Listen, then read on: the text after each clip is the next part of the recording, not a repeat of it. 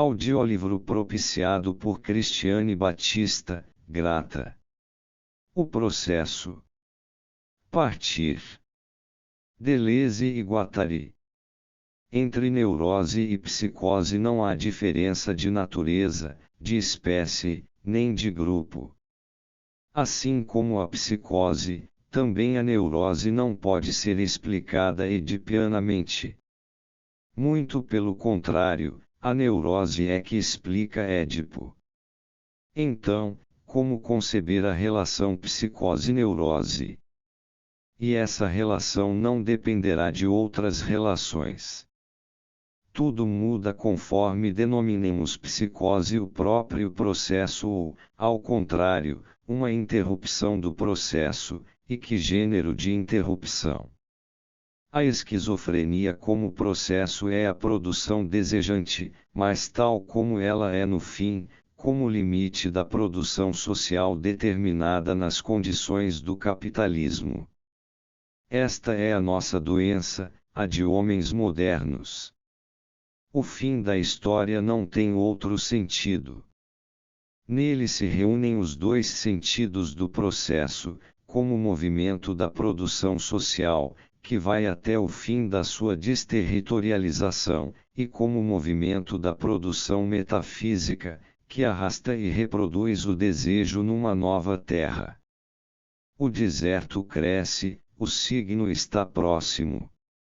O esquizo leva consigo os fluxos descodificados e faz com que eles atravessem o deserto do corpo sem órgãos, onde instala suas máquinas desejantes e produz um perpétuo escoamento de forças ativas.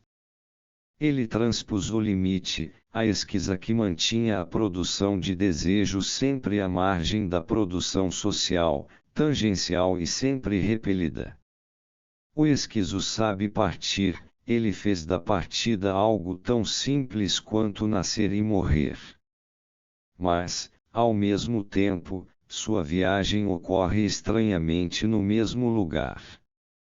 Ele não fala de um outro mundo, ele não é de um outro mundo, mesmo deslocando-se no espaço, é uma viagem em intensidade, em torno da máquina desejante que se erige e permanece aqui. Porque aqui é que se acha o deserto propagado pelo nosso mundo, e também a nova terra e a máquina que ronca, em torno da qual os esquizos giram, planetas para um novo sol. Estes homens do desejo, ou talvez não existam ainda, são como Zaratustra, conhecem incríveis sofrimentos, vertigens e doenças. Têm seus espectros. Eles devem reinventar cada gesto. Mas um tal homem se produz como homem livre, irresponsável, solitário e alegre, capaz afinal de fazer e dizer algo de simples em seu próprio nome, sem pedir permissão, desejo a que nada falta, fluxo que atravessa as barragens e os códigos, nome que não mais designa eu algum. Ele simplesmente deixou de ter medo de devir louco. Ele vive sua vida como sublime doença que não mais o atingirá. O que vale, do que serviria aqui um psiquiatra? Em toda a psiquiatria, apenas Jaspers e, depois, Lé tiveram a ideia do que significava processo e sua efetuação, por isso eles souberam evadir-se do familismo, este leito comum à psicanálise e à psiquiatria. Se a espécie humana sobreviver, imagino que os homens do futuro considerarão nossa esclarecida época como um verdadeiro século do obscurantismo. E serão sem dúvida capazes de apreciar a ironia desta situação com mais humor do que nós. Rirão de nós. Saberão que aquilo a que dávamos o nome de esquizofrenia era uma das formas sob as quais e muitas vezes por intermédio de pessoas absolutamente comuns a luz começou a aparecer através das fendas dos nossos espíritos fechados.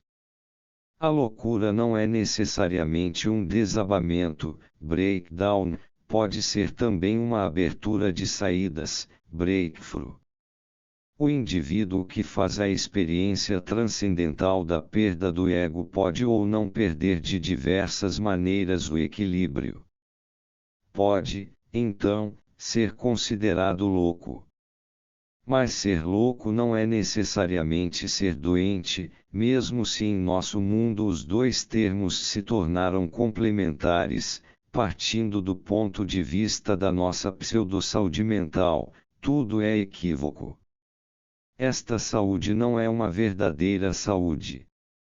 A 157 loucura dos outros não é uma verdadeira loucura. A loucura dos nossos pacientes é um produto da destruição que nós lhes impomos e que eles se impõem a si próprios. E não se pense que podemos encontrar a verdadeira loucura, nem que somos verdadeiramente sãos de espírito. A loucura que encontramos em nossos doentes é um grosseiro disfarce, uma aparência enganadora, uma caricatura grotesca do que poderia ser a cura natural desta estranha integração. A verdadeira saúde mental implica de uma maneira ou de outra a dissolução do ego normal. 59.